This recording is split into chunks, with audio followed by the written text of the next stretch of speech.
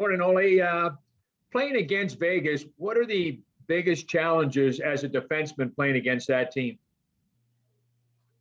Well, I think they're a really good team offensively. I think they play really good in their own zone, and I think they activate their D well. So they play as a 5-man unit. So that's going to be a challenge for us. Obviously, they're a fast team too.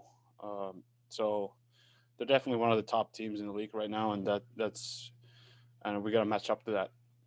Thank you. Good luck. Thank you. Next up is Zach Dooley.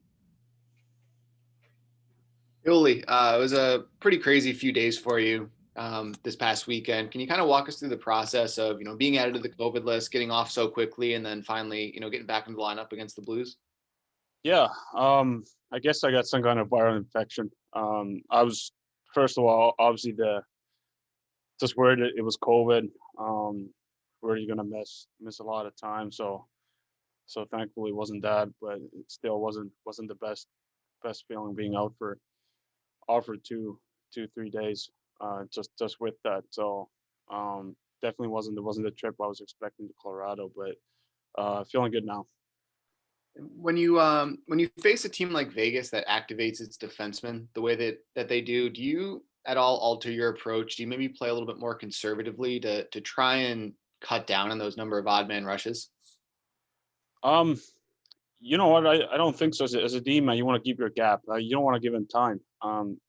If they have time, that's where they can pull up and wait for the defenseman to join. I think for us, if we can play their faces, we can cut some of those plays off and go the other way. And I think that's when we're on our best.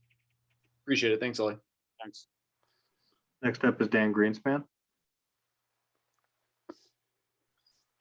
Good morning, Ollie. As a newcomer to this LA-Vegas rivalry, I'm just curious, what did guys tell you about sort of the intensity to expect before you played them the first time, and how to compare to some of the rivalries you've been in before?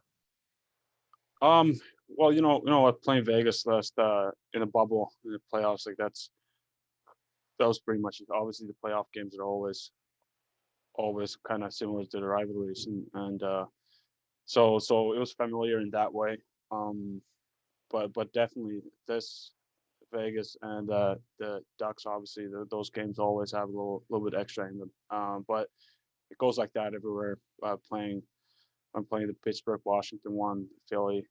So it just comes down to like keeping it simple at the beginning and matching the intensity. You can't be surprised by it. And now you've been playing with Sean Walker for quite a little bit now. Just what have you noticed as if you've gotten more time with him about his game? Well, he's really good at joining the rush, and obviously in the O zone, he likes to be active.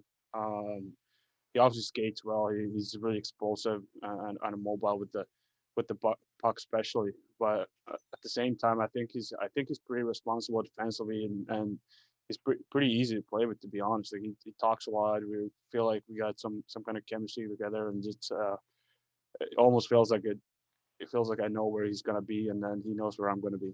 So that's huge out there when you play. You gotta trust and know where you're departing, where all your teammates are. Thank you. Yeah, thanks. Next up is Lisa Dillman.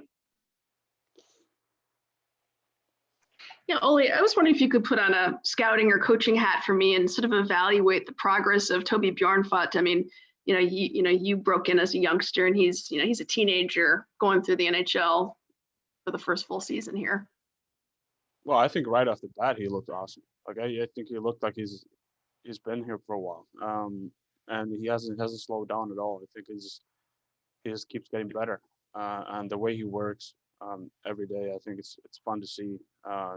Seems like he loves the game, and obviously he's a great guy too. So you're just happy for him all the time.